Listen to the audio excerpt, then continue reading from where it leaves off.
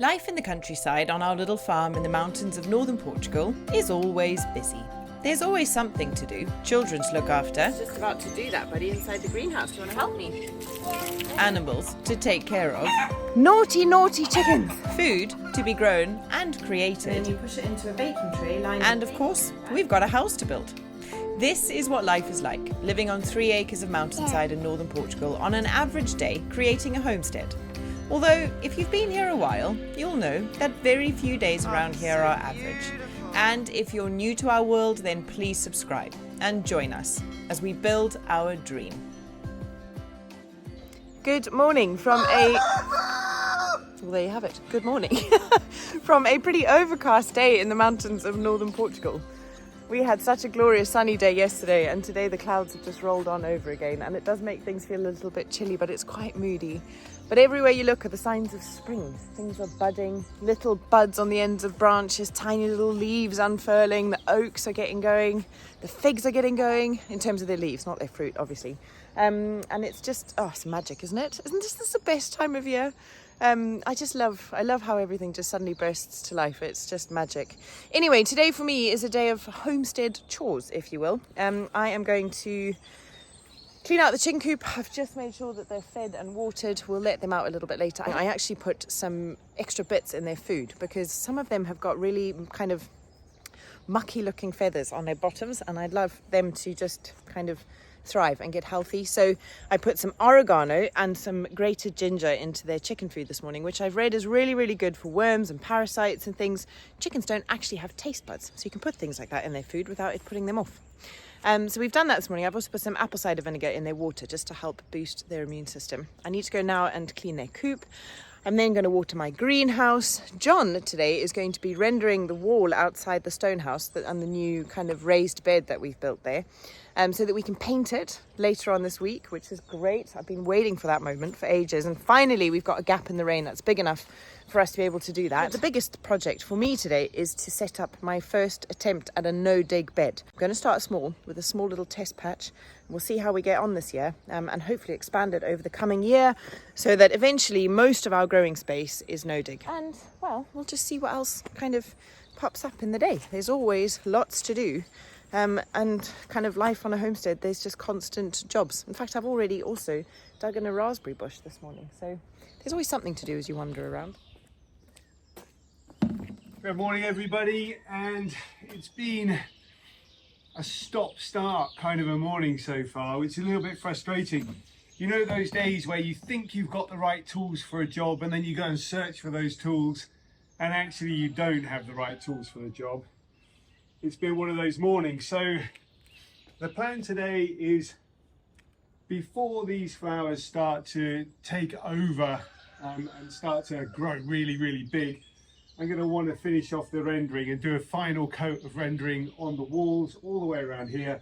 Just make it look all nice and tidy. Then we're going to do some painting. But before we do any of that, these are those little flower pots that I bought from IKEA about 2 months ago. And my idea is to cut holes in the wall here and over here and randomly around, and put these pots into the wall with this nice fancy lip around the top, just so that it pokes out just a little bit to give it some kind of feature, a little bit of interest there. What we don't want is it to stick out so far that we snag our trousers on it every time we walk past, but just have a nice feature inside the wall. That'd be quite good fun. So I'm going to chop the ends of these tin pots off, cut some holes in the walls before I do any of the rendering. That way I can fix around the edges of the pot while I do the rendering. And I know Tara is super excited to get that yellow paint on the wall.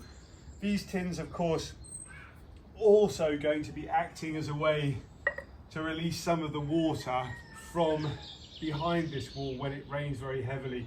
There are some little pipes in the floor that were put in originally that do that job, but no harm in extras. All right, let's see what we can do first of all.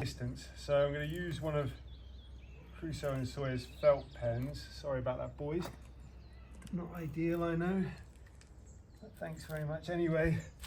draw a hole there. I've put it towards the top of the brick because I know down at the bottom there's going to be a whole bunch of cement. That's how we laid it. So hopefully that'll be the path of least resistance. There's one in. Let's just go around here. Really, we want them to be as random as possible, you know?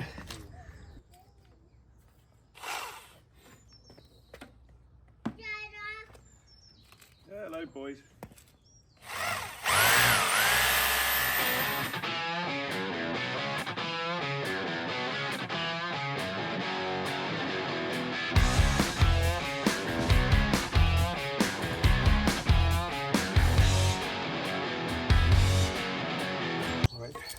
So, let's try and get this bottom bit off. Being IKEA, it's probably gonna, there you go, exactly, rip straight off. That was pretty easy.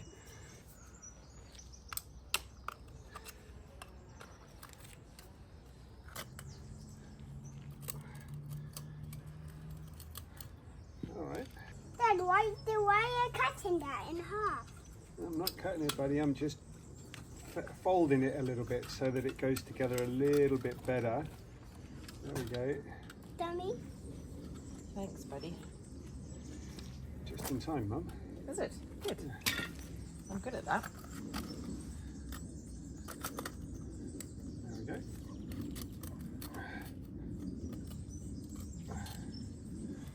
What do you think?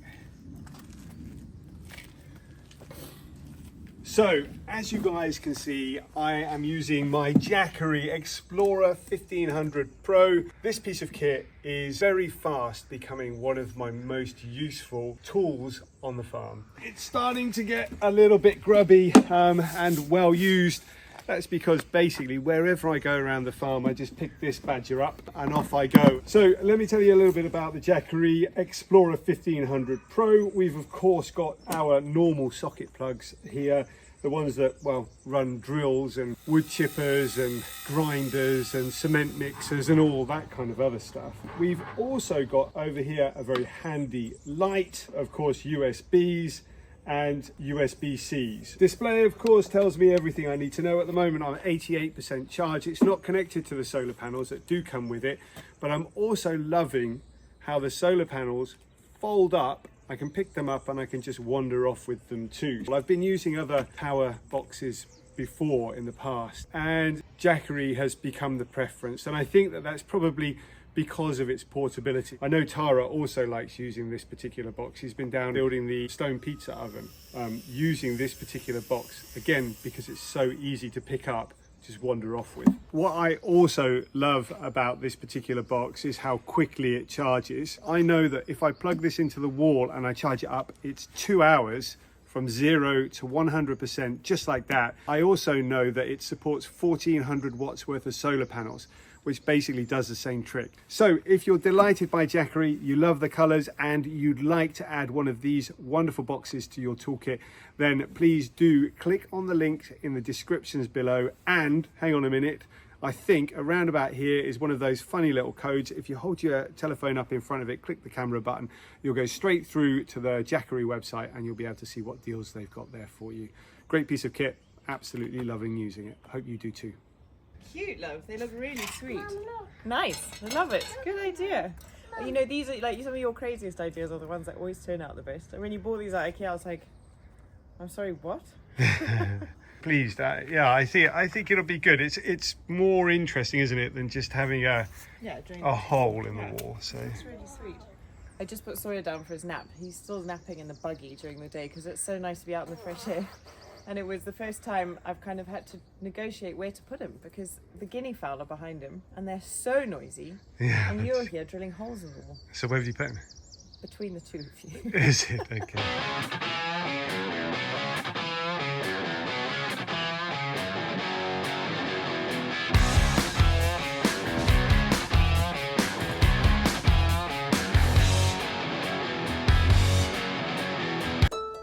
Let's do some rendering now.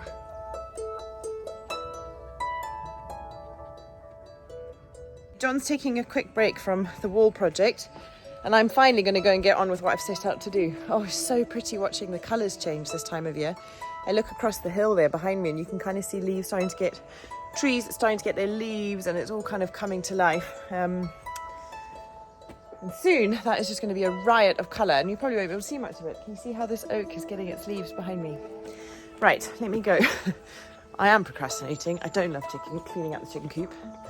But this is homestead life, isn't it? So let's go and let them out and go and get on with cleaning it.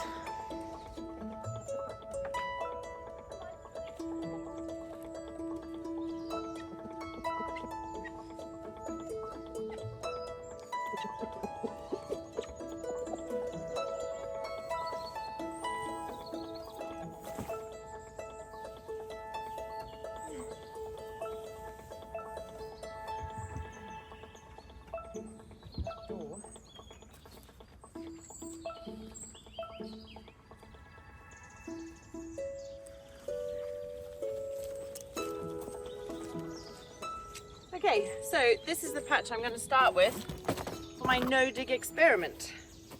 It's pretty small, this first bit, but my plan is to do a small bed here and another one kind of in front of where you guys are on the from the camera, and just see how it goes.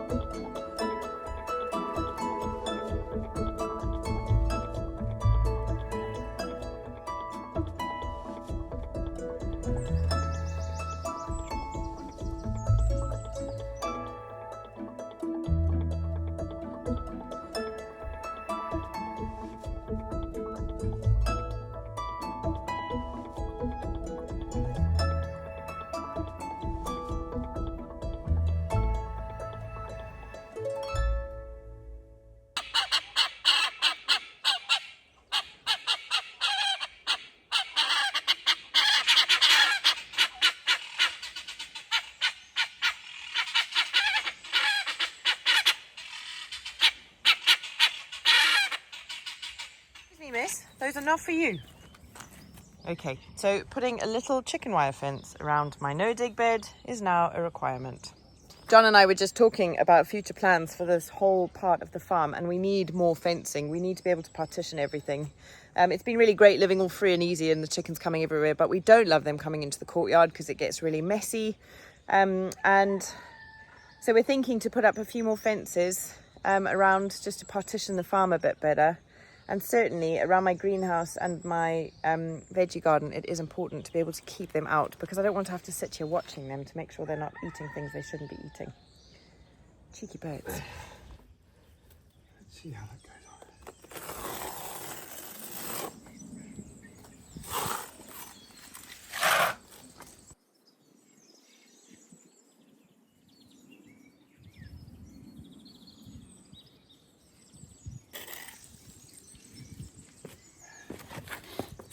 So of course, fix these things into place.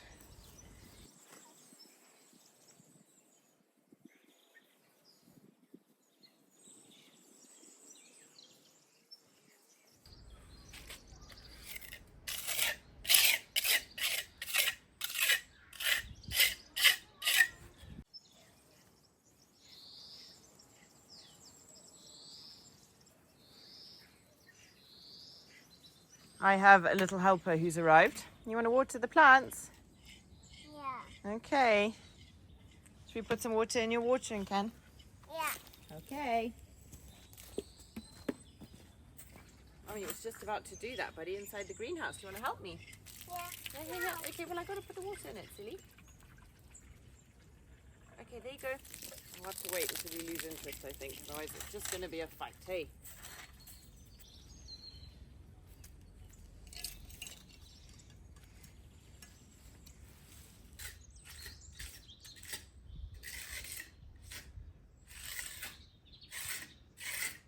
Okay, that's the next step done.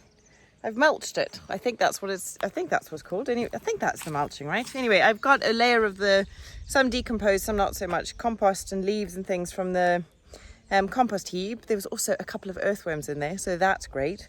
And I've just put a thin layer of that on top of everything, and I'm hoping that'll keep it nice and moist, and it'll kind of just break down and make it, I don't know, I'm not convinced the seeds are going to go through that. Anyway, we'll see. We'll see. This is what I have understood as what I'm supposed to have done. So, looks weird to me, but let's see how we get on. Right, next thing is weeding the path. Not going to be that much fun, but needs to be done. And give everything a bit of water in the greenhouse and just potter. Well, I've pretty much gone, can you see, all the way up the stairs, patched everywhere and re-rendered the really rough bits so that they're good to go. That, I'll be honest, is probably one of those jobs where you say to yourself, you know what, it would have been nicer, perhaps even better, to get a professional in to do the job, because it's taken me all day, literally taken me all day to do that. Whereas a professional would have probably just skimmed the entire wall without patching, you know, just done the whole thing probably in a couple of hours. I'm still not finished, but I think when I am totally done, it's going to look really good. And painting tomorrow, well, that's going to be very exciting. I can't wait to see what colour Tara comes up with. We'll see. Right, well, John is doing that. I'm going to sneak into the kitchen. And I've got some cooking I wanted to do. We still have plums and figs in the freezer from last season. That I had this like massive panic to store them. I was picking plums, picking figs like a mad person, determined that none went to waste. They all went in the freezer, and then I was like, okay, well, that's it. Job's a good one. And they're just here on the table. I've had them defrosting since this morning. And I wanted to make a quick batch of vanilla and cinnamon stewed plums. It's the easiest recipe, and it is so yum. And also rustle up some bars for the boys because they're obsessed with oat bars. There's a big incentive for me doing all of this, and I'm going to talk to you a little bit about it. And I'm not trying to preach. I'm not trying to tell you how to live your life. I'm not trying to kind of scaremonger anybody into doing anything differently from what you're already doing, but I have been reading the most amazing book. It's really opened my eyes to kind of what our food landscape looks like, and it's given me a bit more motivation and incentive to try and create more and more of our own produce. So I thought I'd share with you guys, because that's what we do. We like to share. If you can hear them in the background, I don't know if you can, but the guinea fowl are going crazy. We have let them out of the coop for the first time this afternoon. We're all a bit nervous, so we don't know how far they're going to go. We don't know if they're going to come back in. But we would really love for our new flock to be free range like the old ones were. I don't know that guinea fowl are the smartest birds on the planet. They seem a bit skitsy to me, but anyway, we'll see. It's an experiment. We're not going to know unless we try, right? All right, so we'll get the plums on the go quickly first, because they're so easy. And this recipe is in the little cookbook that I put together just before Christmas, if you're interested. What's super fun about this is it's simply putting everything in the pan, the water, the sugar, the cinnamon and the vanilla, letting the sugar dissolve, and then you pour the plums in and just let them stew for kind of 10 minutes, and it's done. That's it. It's perfect. But yeah, as I say, this book I've been reading is called Ultra Processed People, and it's all about how hyper processed our food is in the supermarkets, and what that means for our diets and our health and the planet's health and our children's health, most importantly. And it's really opened my eyes to just how much kind of chemical processing it is. It dives into all the science of it and what it actually means. You know, I've always been like, oh, we shouldn't eat E numbers and things like that. And, you know, tried to be a bit aware of it, but I didn't quite appreciate what all of these things were that they put in our food.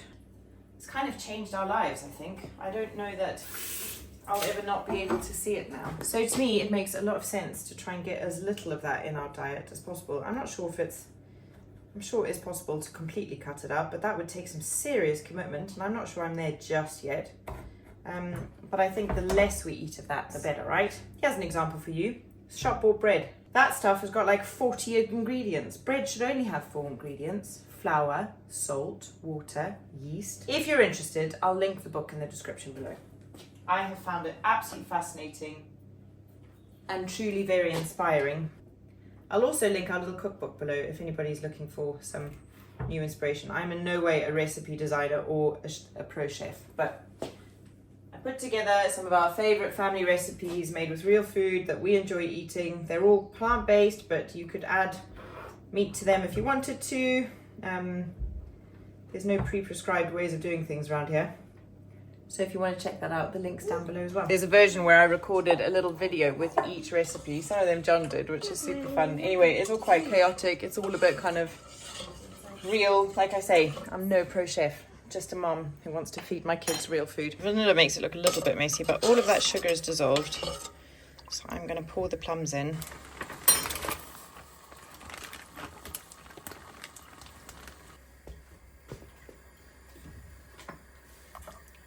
So if you've been here a while, you will know that I'm a huge fan of Delicious Liella. This is her new book, Healthy Made Simple. Loads of plant-based recipes. They're all ready in less than half an hour. I just couldn't recommend it enough. So if you're on the hunt for a new recipe book, check it out. Well, I'm going to make the oat bars from her recipe book this afternoon because the boys really, really like them. And it's nice to know that they're eating some that don't have stuff in them. Nonsense.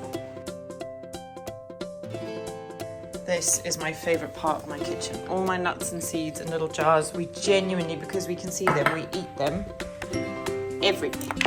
And it's wonderful. I love knowing that my family is getting all of this goodness every single day. Raisins, where's the raisins gone? There they are. Ah, yum yum. We need some milled flax seeds. Very good for blood pressure, everybody. Oh my gosh, I wish I could share the smell of this with you guys. It is magic. Actually, I think Cinnamon's in the cupboard. Look at that, isn't that the most amazing array of ingredients that just speak of kind of, I don't know, so much goodness in one thing for the boys. I love it. Right, let's get cracking.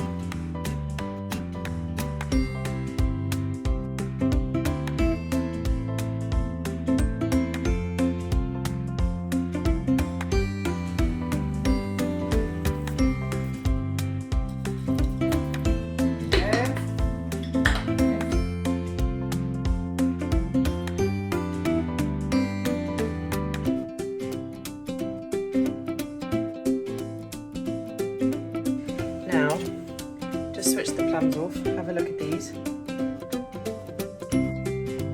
All drippy and gooey and delicious. Oh, is there such a nice... There's no nicer combo than cinnamon and vanilla. Absolutely delicious.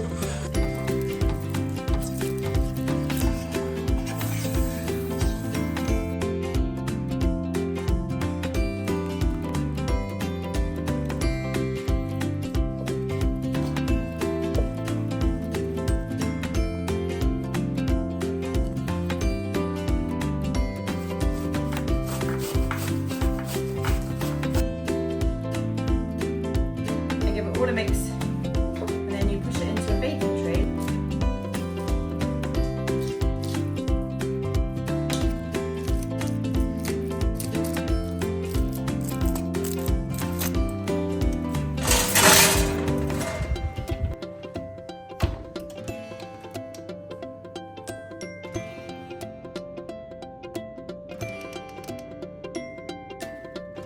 Would like to share more about this journey I'm on of kind of discovering this stuff because I feel really strongly about it and I think we should all know more about it. You know, there's so much joy for me in creating food for our family that it's easy for me to share and it's easy for me to get impassioned by it. And if that's a journey that you would like to know more about, please let me know in the comments below because I'd happily share, and I'll happily share like the changes we're making, where I'm finding it easy, where I'm finding it hard. You know, I don't know. I'm interested to dive deeper and if you would like to come along for the ride, please can you let me know.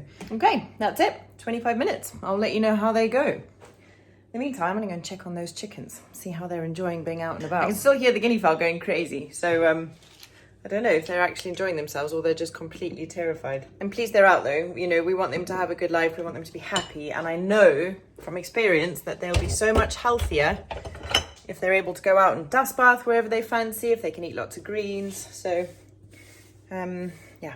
Fingers crossed it works. I can hear that John is mowing the lawn and I could hear a guinea fowl. I don't though see any chickens and the guinea fowl has stopped. So goodness knows where they've ended up.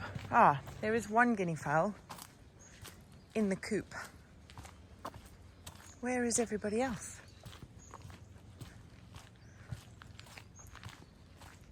Clever bird. There I was thinking they weren't very smart, but that one's evidently waiting for his friends to come back. Oh gosh. Hello, Clever. This is Jazz. Hey, Jazzy. It's all right. No, don't panic. Don't panic. I'm just going to see if I can find your friends. So I think chickens are actually quite smart. And if they have gone out, you know, they know where their coop is now, so they should hopefully make their way back when it's like dusk falls. I definitely don't like that I can't see them anyway, though. How far could they possibly have got? Oh my gosh, there is definite PTSD about lost chickens. Might need to be a bit longer before we let them out again. Anyway, I've climbed to the highest point on the farm. I don't often come up here, and I can see them in the next door field. Naughty, naughty chickens. Oh. So here I am above the pool. There's the greenhouse and the chicken coop, and the chickens. Yeah, they're in the field. There they are. You can just see them through the trees. They're in the field next door. Yeah, they're like in the one above the bio pool. Hang on, I'll go around this way. But they're not on our farm, are they? Oh, okay.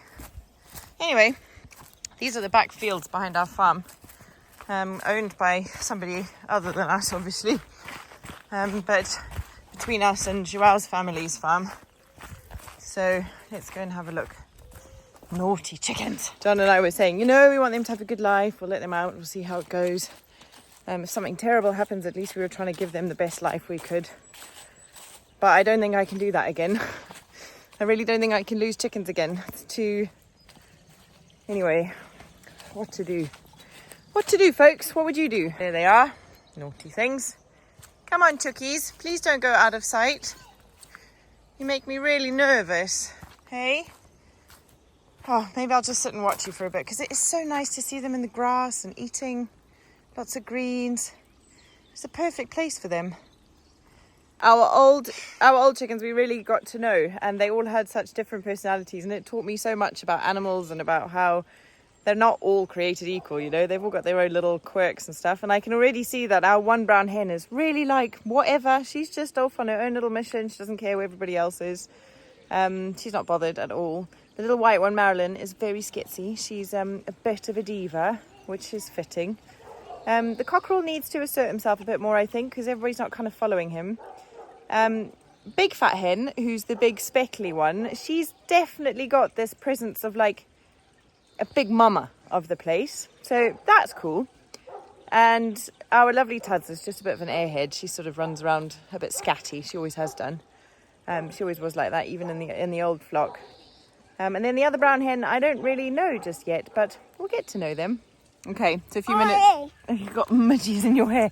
A few minutes ago, I was like, that's it, they're not going out ever again. And now that I see them out, I'm like, oh no, they have to be out. We'll figure it out. They just look so happy.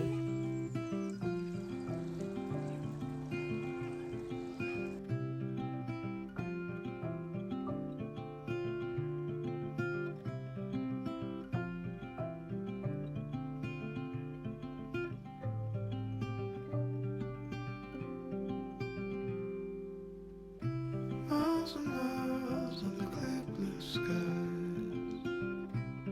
We drive straight as an arrow flies.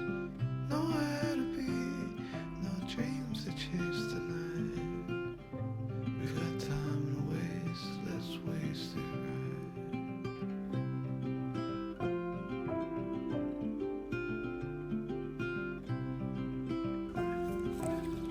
They'll all go in now because they like to stay together, look. Good girls, well done. Oh, it makes me so happy, buddy. The that one's going in now. That's good, eh? What's there? Yeah. I'm going all together. They're all in. Yay, they're home.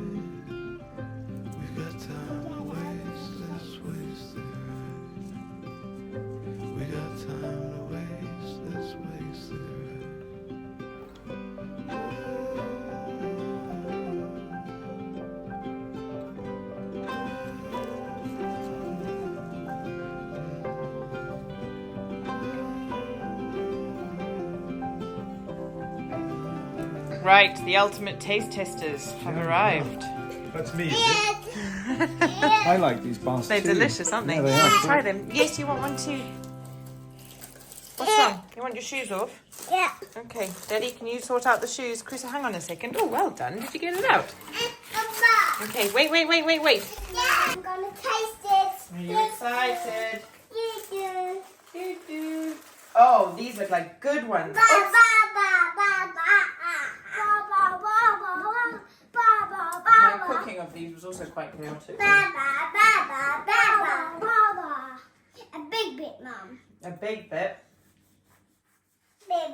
Is the bit- Ba ba ba ba ba ba ba ba ba ba ba ba. Is the big bit for me? Ba ba. No, mine. Right, it's not quite ready yet, boys. It's a bit crumbly because it's not cool yet. You've Ba got ba to let it ba cool ba completely. ba ba ba. Right, ba, Sawyer, ba. here's yours. A big bit, please. There's yours. Big bit for Crusoe. That's not a big bit.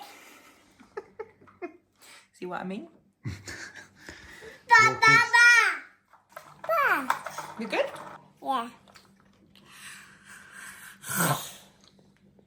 Does it taste good? It tastes good. Mm-hmm.